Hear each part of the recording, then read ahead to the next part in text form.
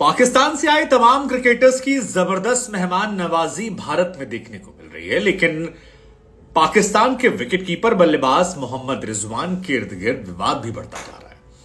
आलम यह हो गया है कि फिलहाल मोहम्मद रिजवान को लेकर इंडिया में इंडिया वर्सेस भारत हो गया है।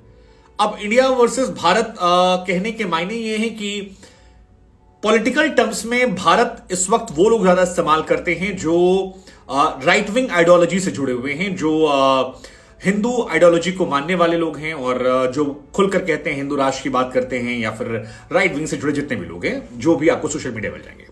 और इंडिया इस वक्त ज्यादा वो इस्तेमाल करते हैं पॉलिटिकल टर्म्स में जो लेफ्ट आइडियोलॉजी या फिर सेंटर आइडियोलॉजी, जिसे राइट विंग वाले कई बार प्रो मुस्लिम आइडियोलॉजी भी कहते हैं। ये इंडिया के पॉलिटिकल स्ट्रक्चर के हिसाब से बता रहे हैं। लेकिन मोहम्मद रिजवान को लेकर विवाद इसलिए बढ़ रहा है क्योंकि रिजवान जब इंडिया वर्सेस पाकिस्तान मैच खिलाफ खेलने के बाद जा रहे थे तो उनके पीछे जय श्री राम जय श्री राम जय श्री राम जय श्री राम के नारे लगने लगे और जबरदस्त तरीके से नारे लगाए गए।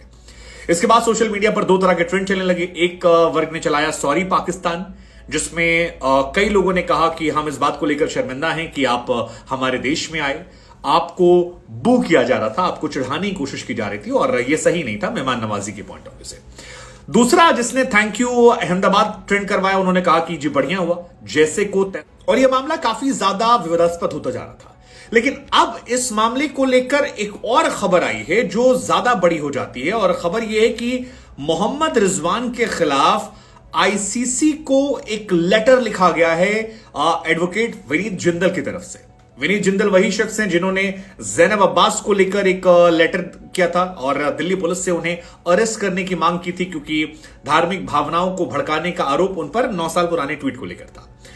विनीत जिंदल ने अपने पोस्ट में लिखा है कि खेल की भावना को बरकरार रखने के लिए मोहम्मद रिजवान को क्रीज पर नमाज पढ़ने से रोकना चाहिए, और नमाज वाले बात को लेकर यह मामला गया है। उन्होंने कहा कि नीदरलैंड के खिलाफ पाकिस्तान को नमाज पढ़ते देखा गया। उसके बाद सोशल मीडिया पर उन्होंने इजराइल और हमास की लड़ाई का जिक्र कर दिया, इस मामले को बड़ा कर दिया। रिजवान क्रिकेट में पॉलिटिक्स को शामिल कर रहे हैं। रिजवान अपने और अपने खुदा के बीच के रिश्ते को अपने तक ना रखकर सार्वजनिक कर रहे हैं, जबकि दुनिया में और भी बहुत सारे मुस्लिम क्रिकेटर्स हैं जो ऐसा नहीं करते हैं। और ये रिजवान और उनके खुदा का मामला नहीं है, ये खेल के मैदान, खेल की भावना को ध्यान में रखते हुए इसको ऐसा करना गलत है। ये उनका एडवोकेट विनीत जिंदल जो है उन्होंने आईसीसी को लेटर लिखा है, और इसकी कॉपी जो है वो बीसीसीआई में एथिक्स कमेटी, बीसीसीआई को पाकिस्तान में पीसीबी को भेजी गई है कि ऐसा करने से वो लोगों को प्रोवोक कर रहे हैं। अब इंडिया में इसको लेकर भी लड़ाई शुरू हो गई है। एक वर्ग कह रहा है कि भैया आप देश की जनभावनाओं का ख्याल रख रहे हैं, देश के सम्मान के लिए आप लड़ रहे हैं, आप जैसे अधिवक्ता को सलाम विनीत जिंदल को। दूसरे लोग कह रहे हैं कि यार ये आदमी जो है ये केवल लाइमलाइट लेने की कोशिश कर रहा है, वो एक स्पोर्ट्समैन है लेकिन एक इंसान भी है, और अगर वो नमाज पढ़ रहे हैं तो इससे किसी का क्या नुकसान हो रहा है, मतलब किसी को इससे क्या एलर्जी हो रही है, क्यों दिक्कत हो रही है। ये सिर्फ एक लाइमलाइट करने का तरीका है, ये कोई सेंस नहीं बनाता इस बात का। उनकी अपनी प्रैक्टिस है, उनका अपना हिसाब किताब है, वो किसी आतंकवादी के लिए नहीं कर रहे हैं, वो अपने आप के लिए कर रहे हैं। और इस तरह के माइंडसेट से हम कंट्रोवर्सी खड़ा कर रहे हैं सिर्फ और सिर्फ अपने आप को लाइमलाइट करने के लिए। किसी व्यक्ति के निजी जीवन में हमें दाखिल या झांकने का हक नहीं होना चाहिए। ये रिजवान के समर्थन में इंडिया में लोग कह रहे हैं। अब रिजवान को लेकर पाकिस्तान वाले बू को लेकर भी काफी सवाल खड़ा हुआ था कि क्या हो रहा है। हालांकि उसके बाद कई सारे वीडियो निकल कर आए जिसमें 2013 में चैंपियंस ट्रॉफी में विराट कोहली, मोहम्मद शमी, सिराज को भी पाकिस्तान क्रिकेट फैंस जो है बू कर रहे थे कि कोहली क्या हो गया, तेरी अकड़ निकल गई, ऐसा वैसा ये वो। सो आई बिलीव इंडिया और पाकिस्तान में, क्योंकि cricket is not just a game, it's little bit more, तो ये हमारे आपके ऑडियंस का कल्चर रहा है कि अगर हम चढ़ते हैं तो जबरदस्त तरीके से हम चढ़ जाते हैं और एक दूसरे के खिलाड़ियों का मजाक उड़ाने की कोशिश करते हैं। कई बार कुछ लोग जो हैं वो हदें ज्यादा पार कर देते हैं, कुछ ज्यादा कर देते, जैसे पाकिस्तान वाले में लग रहा था नारे, कई सारे नारेबाजी जो है देखने को मिल रही थी।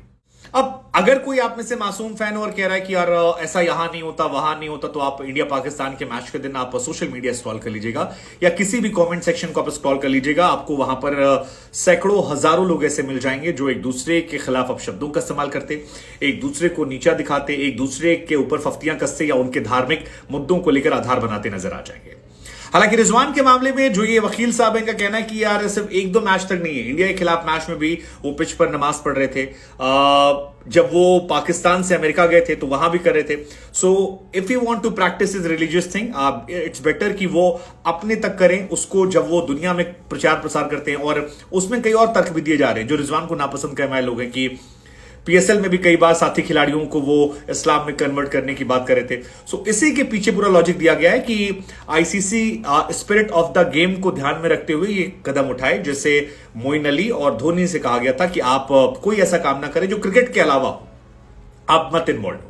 हमें लगा हम आप लोग से पूछते हैं, क्योंकि इंडिया में तो इसको लेकर दो राय है, जबरदस्त तरीके से दो लोग बटे हुए हैं। एक पक्ष जो रिजवान के साथ मजबूती से खड़ा है, जिसने सॉरी पाकिस्तान कैंपेन चलाया, और दूसरा वर्ग है जो कह रहा है कि यार अच्छा किया रिजवान ने गाजा और हमास वाला इशू उठाकर इस मामले को पॉलिटिसाइज किया था। अब उन्हें उनके अंदाज में जवाब दे दिया गया। हमें लगा हम आपसे पूछते हैं कि इस पूरे विवाद को लेकर आपका टेक क्या और आपकी सोच समझ जो है इस पूरे विवाद पर क्या कहती है।